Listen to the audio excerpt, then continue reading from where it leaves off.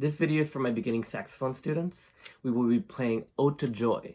Now, this version of Ode to Joy in our books is a little weird because it doesn't really have the melody. It never sounds like Ode to Joy. That's because the clarinets, the trumpets, the flutes, they have the melody. So we're kind of this harmony that fits in somehow in there. I will be adding another video that includes the harmonies so you can play along with it and fit your music right along with that very famous Ode to Joy melody. And you can play with it, you can play your part, it'll be great.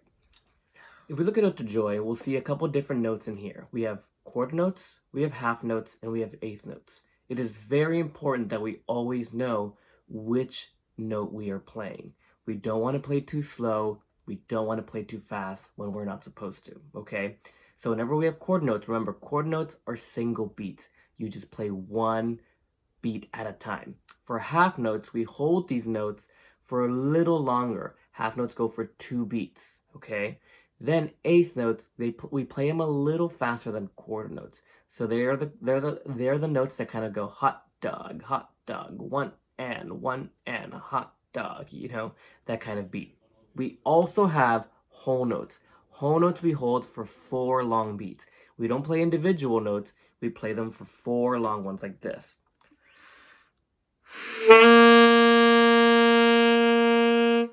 Just like that. Got it? All right, let's get started. We'll be starting off with the first 3 measures. The first 3 measures follow the same pattern. We have a half note and then 2 quarter notes in each of those measures. The first measure, we only have G's. The second measure, we only have D's.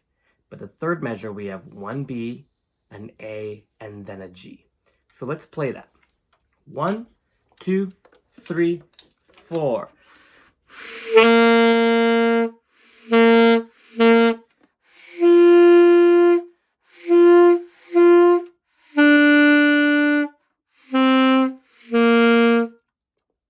You can hit pause right now, and then you can try it. Moving on, we'll do the next 2 measures. Now, the first measure of these 2, we have only a D, but we have 3 quarter notes and 2 eighth notes right on the second beat. So if we clap this, it'll go D, D, D, D, D. Got it? So let's prepare our D note. Remember, we have 7 keys we are pressing. 1, 2, 3, 4, 5, 6, 7. 1, 2, and 3, 4. You try that. After those D's, the next measure has that same pattern of 1 half note and 2 quarter notes. This time, our notes are G, A, B. Let's try that. 1, 2, 3, 4.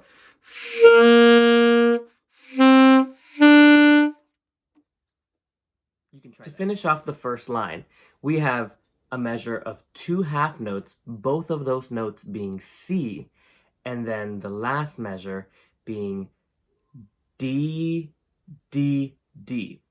Let's prepare those notes. We're going to prepare our C, which is the middle finger on the upper keys of the saxophone, right here.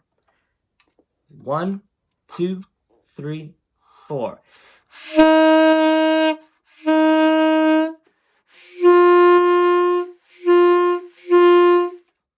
You can hit pause and you can try that out. It's time for us to play the entire first line. We're going to start with the first note G and go to the last note D. Remember, just the first line. 1, 2, 3, 4.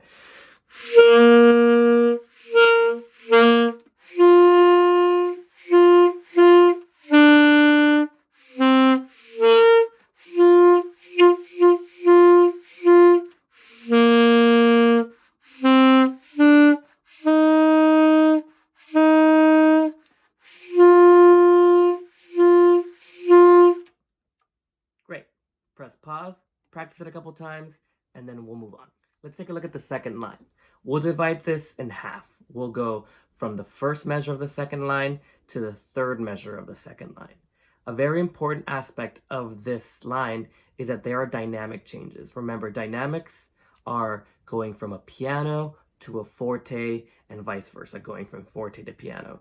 Usually, the way this is detailed to us is with little hairpins that look like this. One of them being crescendo, the other one being decrescendo. Now, the first dynamic we see in this line is the decrescendo from measure 8 into measure 9.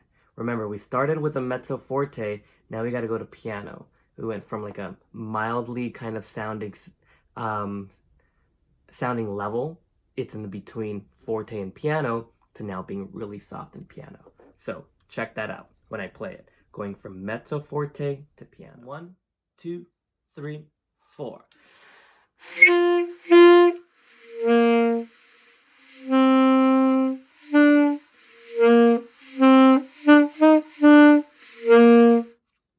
Now you try it. Moving on from those measures, we now go on to the last 3 measures of the second line.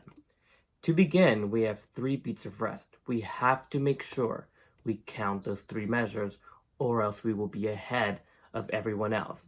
And if you take too long, then we will be behind everybody else. So let's start going 1, 2, 3, and then we play it, right? So 1, 2, 3. One more time. 1, 2, 3.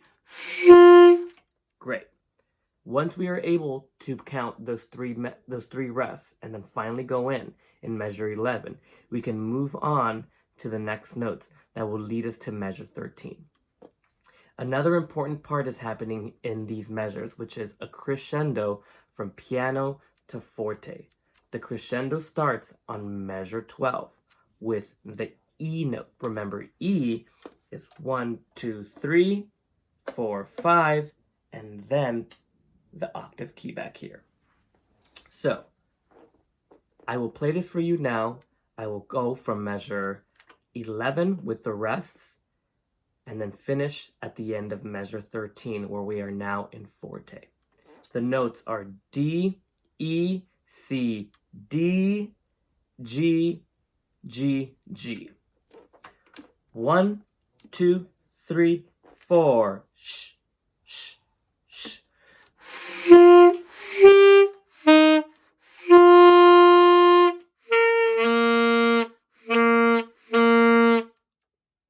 Now you try it. Now that we have finished the second line, let's put together the first and the second line together. 1, 2, 3, 4.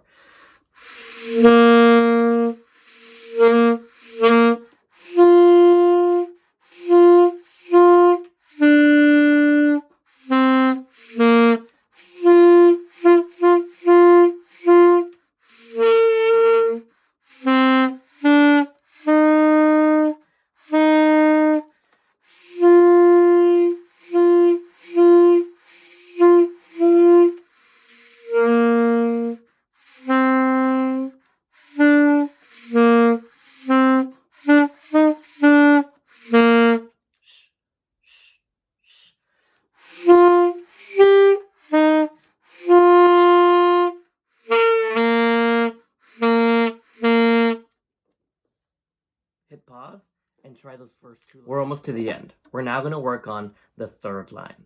We're going to divide this line also in half. We're going to start with the first 3 measures and then the last 3 measures. So, the cool thing about the first 3 measures of the third line is that there is so many repetitive notes. That repetitive note is D. The first measure of this line has 3 C's, and in the next 2 measures, they are all D's. That's going to be pretty easy to memorize, just 2 notes, right? C and then D. We have half notes, we have quarter notes, and we have some eighth notes. Let's try this. 1, 2, 3, 4.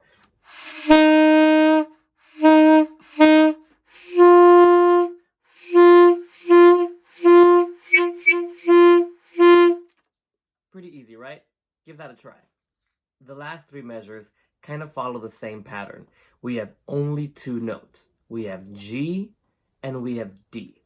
The main note in these 3 measures is G. We have 1, 2, 3, 4, 5 Gs that are chord notes, and then one whole note G. Remember, whole notes are 1, 2, 3, 4. 4-beat notes, right? It's a long note. And then we have 2 Ds, chord notes. We also have 1 quarter rest in the second to last measure. So keep an eye out for that one. Let's play this. 1, 2, 3, 4.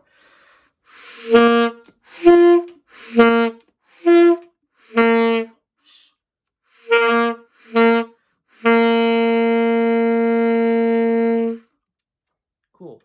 So now that we got that, we also have to notice that on the last note, there is this little half moon with a dot in the middle. It's called a fermata. Fermata means that you can add as many beats as you want to that last note, surpassing 4 beats. Usually, when you are being conducted with a conductor, if he sees a fermata at the end, he will have you hold it with a little stick. He'll hold it out and go, give me more of that note. 1, 2, 3, 4, 5, 6, and then you're done. Maybe more than 6. Try that at your own, however long you want to hold it. Just make sure you don't run out of breath. Okay? Try it. You know what? Just try 2 extra beats. Go from 4 beats to 6 beats. Put pause and try it out. I think it's time that we just play the whole song now. How about it? All right, let's do it. 1, 2, 3, 4.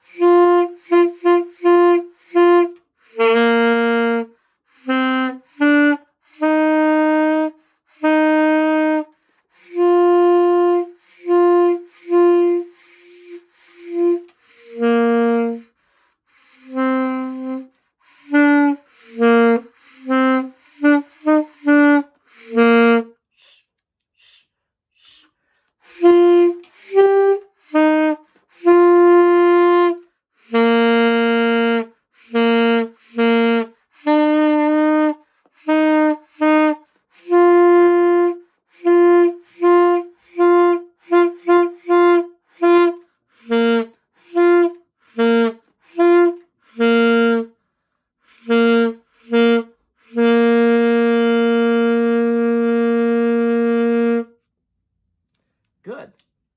Hit pause, try it out, and have a good time with it.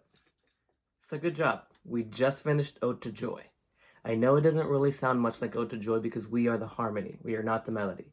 I will be sending you an extra video where I play the melody so you can play along with your part and the melody to make it sound really, really cool. All right. Happy practicing. See you guys next time. By the way, just FYI, this is my assistant today, Chili, right here. We also have Pepper.